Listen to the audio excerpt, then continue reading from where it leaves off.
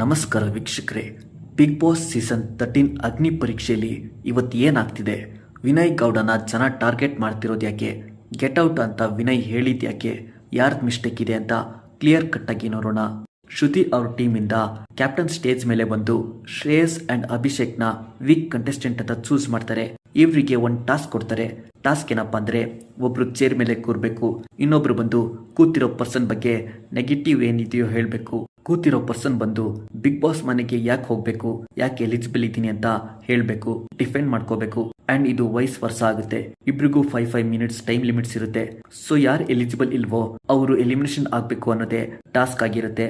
But ಇವ್ರಿಬ್ರು ಏನ್ ಮಾಡ್ತಾರೆ ಅಂದ್ರೆ, ಇಂಟರ್ವ್ಯೂ ಮಾಡೋ ತರ ಡಿಸ್ಕಸ್ ಮಾಡ್ತಿರ್ತಾರೆ, ಅವ್ರ ಪೇರೆಂಟ್ಸ್ ಬಗ್ಗೆ ಮಾತಾಡ್ತಾರೆ.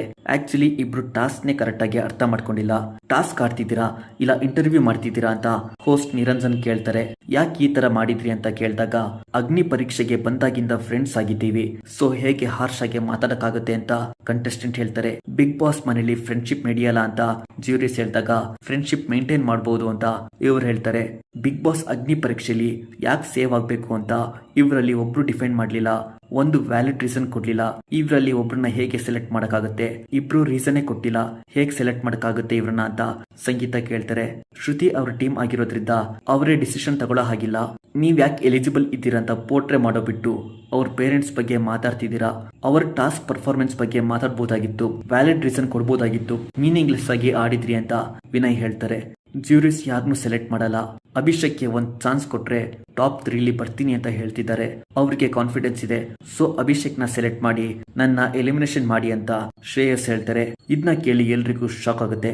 Both of you please get out ಅಂತ ವಿನಯ್ ಹೇಳ್ತಾರೆ. ಒಂದು ಆಪ್ಷನ್ ಕೇಳ್ತಿದ್ದೀನಿ ಅಂತ ಶ್ರೇಯಸ್ ಕೇಳಿದಾಗ, ಕೇಳೋ ಡಿಸಿಷನ್ ನಿಮ್ ಕೈಲಿಲ್ಲ ಅಂತ ವಿನಯ್ ಹೇಳ್ತಾರೆ. ಗೆಟ್ ಔಟ್ ಬೇಡ ಅಂತ ಶ್ರೇಯಸ್ ಆಟಿಟ್ಯೂಡ್ ಇಂದ ಹೇಳಿದಾಗ, ಯಾಕೆ ಬೇಡ ಅಂತ ವಿನಯ್ ಕೇಳ್ತಾರೆ. ಅಭಿಷೇಕ್ಗೆ ಒಂದು ಚಾನ್ಸ್ ಸಿಗ್ಲಿ ಅಂತ ಶ್ರೇಯಸ್ ಹೇಳ್ದಾಗ, ಹಂಗಿದ್ರೆ ಇಷ್ಟೋ ತನಕ ಡ್ರಾಮಾ ಮಾಡ್ತಿದ್ದೀರಾ, ಸ್ಟೇಜ್ಗೆ ನೀವು ಡಿಸ್ರೆಸ್ಪೆಕ್ಟ್ ಮಾಡ್ತಿದ್ದೀರಾ, ಡೀಸೆಂಟ್ ಆಗಿ ಹೇಳ್ತಿದ್ದೀನಿ, ನೀವಿಬ್ರು ಡಿಸರ್ವ್ ಇಲ್ಲ, ಗೆಟ್ ಔಟ್ ಅಂತ ವಿನಯ್ ಹೇಳ್ತಾರೆ. ಚಂದನ್ ಶೆಟ್ಟಿ ಅಂಡ್ ಸಂಗೀತ ಕೂಡ ವಿನಯ್ ತಗೊಂಡಿರೋ ಡಿಸಿಷನ್ಗೆ ಸಪೋರ್ಟ್ ಮಾಡ್ತಾರೆ. ಸೊ ವಿನಯ್ ಈ ತರ ಗೆಟ್ ಔಟ್ ಅಂತ ಹೇಳಿದ್ದೇ ತಪ್ಪು ಅಂತ ಎಷ್ಟೋ ಜನ ಟ್ರೋಲ್ ಮಾಡ್ತಿದ್ದಾರೆ. ಬಿಗ್ ಬಾಸ್ ಅಗ್ನಿ ಪರೀಕ್ಷೆಗೆ ಹೋಗಿರೋದು ಅವ್ರಿಗೆ ಮಾಡೋಕ್ಕೆ, ಬೇರೆ ಅವ್ರನ್ನ ಸೆಲೆಕ್ಟ್ ಮಾಡಿ ನನ್ನ ಎಲಿಮಿನೇಷನ್ ಮಾಡಿ ಅಂತ ಸ್ಯಾಕ್ರಿಫೈಸ್ ಮಾಡಕ್ಕಲ್ಲ. ಸ್ಯಾಕ್ರಿಫೈಸ್ ಮಾಡೋದಾಗಿದ್ರೆ ಸ್ಟೇಜ್ಗೆ ಬರೋ ಫಸ್ಟೇ ಸ್ಯಾಕ್ರಿಫೈಸ್ ಮಾಡಬೇಕಾಗಿತ್ತು. ಸೊ ಬೇರೆ ಯಾರಿಗಾದ್ರೂ ಈ ಒಂದು ಚಾನ್ಸ್ ಸಿಕ್ಕಿರೋದು ಅನ್ನೋದೇ ಪಾಯಿಂಟ್ ಆಗಿದೆ. ಸೊ ವಿನಯ್ ಮಾತಾಡಿರೋದ್ರಲ್ಲಿ ಯಾವುದೇ ಮಿಸ್ಟೇಕ್ ಇಲ್ಲ ಅಂತ ಕ್ಲಿಯರ್ ಕಟ್ ಆಗಿ ಗೊತ್ತಾಗ್ತಿದೆ. ಸೊ ಫುಲ್ ಎಪಿಸೋಡ್ ನೋಡಿದ್ಮೇಲೆ ಯಾರ್ದು ಮಿಸ್ಟೇಕ್ ಇದೆ ಅಂತ ಚೆನ್ನಾಗಿ ಗೊತ್ತಾಗುತ್ತೆ.